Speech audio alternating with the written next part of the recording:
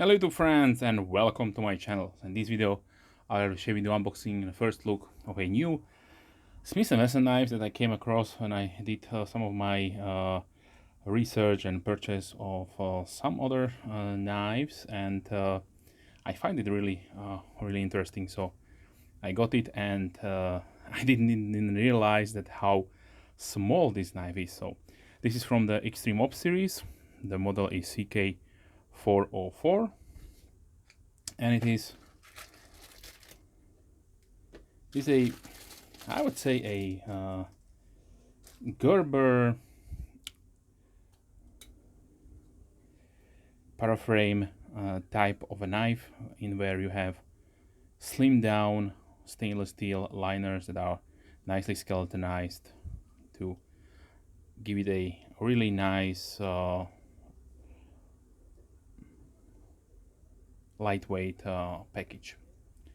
So obviously, if you know this knife silhouette, you will probably see on which knife is this based off, or on maybe only in my mind. But let's talk firstly about the specifications. So the CK404 is a frame lock knife with an overall length of 15.7 centimeters, that is 6.2 inches. We have a blade length of 6.6 centimeters or 2.6 inches. The blade width is 2.1 centimeters or 0.8 inches. The blade thickness is 2 millimeters or 0.08 inches. The hand length is 9.1 centimeters or 3.6 inches, with a thickness of 7 millimeters or 0.3 inches. The knife features a American style Tanto profile blade made out of 7CR17 MOE, which is a high carbon stainless steel. And the frame is probably also made from the same steel, or maybe something else. Smith & Wesson does not specify it. For pivot assembly, we have Teflon washers, so the knife is decently smooth. It is rather stiff opening from the box, but you can adjust it with the pivot screw.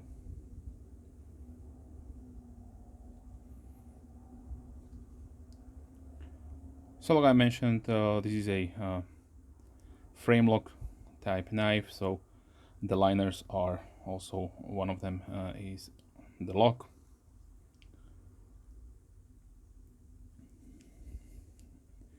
The pocket clip is only on one position with the older style of carry, and it has medium stiffness, with this folded over to facilitate a deep carry profile. So let me show you right now.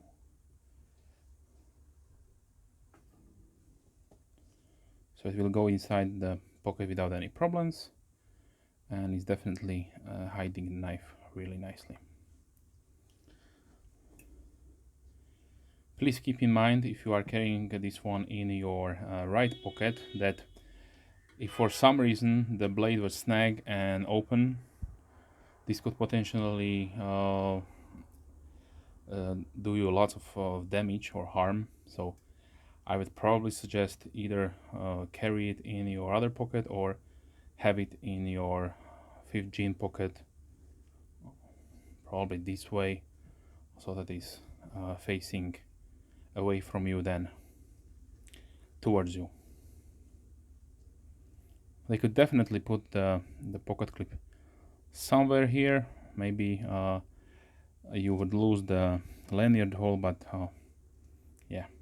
Either way, this could also function as a kitchen knife or split ring knife. So as far as sharpness goes, out of the box, yeah, it is sharp enough, but definitely could use some stropping and so on. As you can see, it's rather toothy edge, nothing to write home about, but this is to be expected at from a knife at this price point. Then the weight comes at 63.6 grams or 2.2 ounces, and the price is $13.95.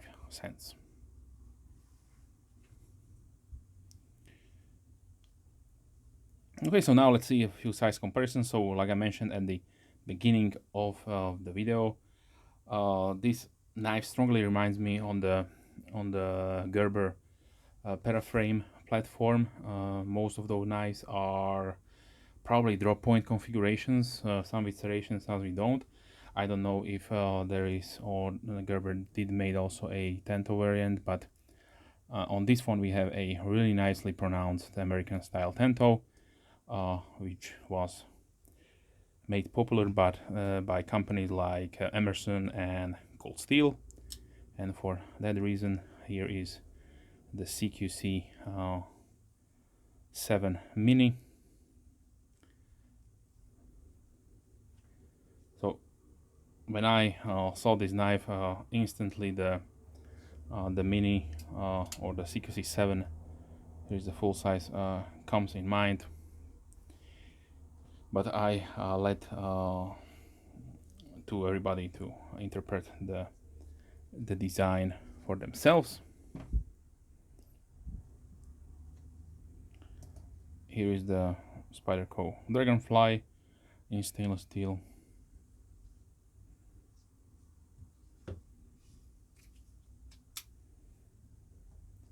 Red Model 2. Bug Vintage Select Small. I forgot to mention that of course these are made in China, so like probably all Smith & Wesson Extreme Ops knives.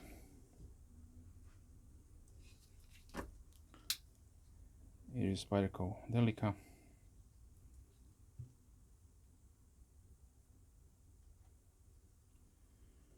Here is the CVV Elementum, QSP Penguin, Feldspar Mini from CJRB, Small Griptilian from Benchmade,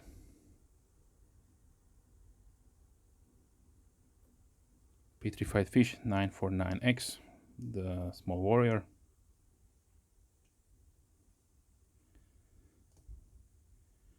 CRKT Pilar 1,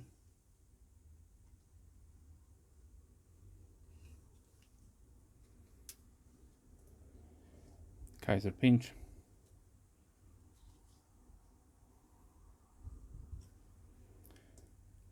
Rough Rider Peanut,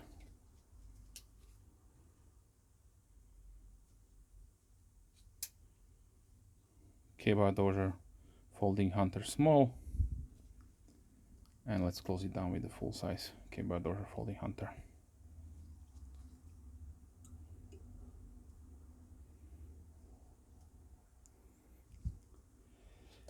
So overall, this Smith & Wesson Extreme Ops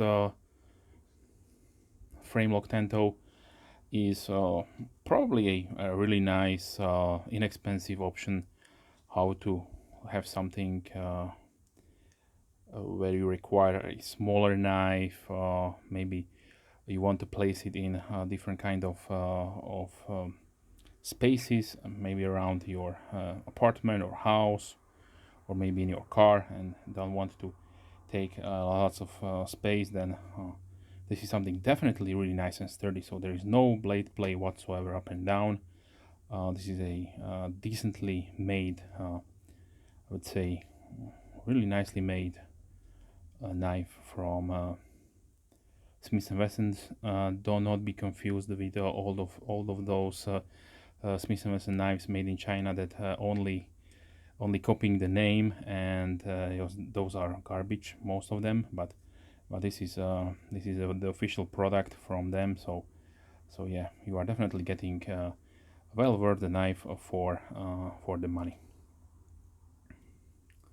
And maybe if you would like to give it as a present for somebody who has smaller hands, then definitely I can see that that will be appreciated. So overall, I must say, decent knife for the money. Looks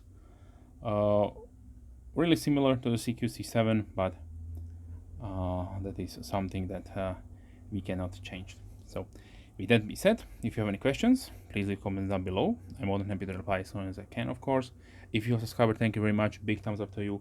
And if you're not a subscriber, then please consider subscribing to not miss any future videos. You're helping me out, growing my channel and bringing more videos regarding knives and gear, of course, to my subscribers. With that being said, wish you a wonderful day. Hope to see you soon. Bye.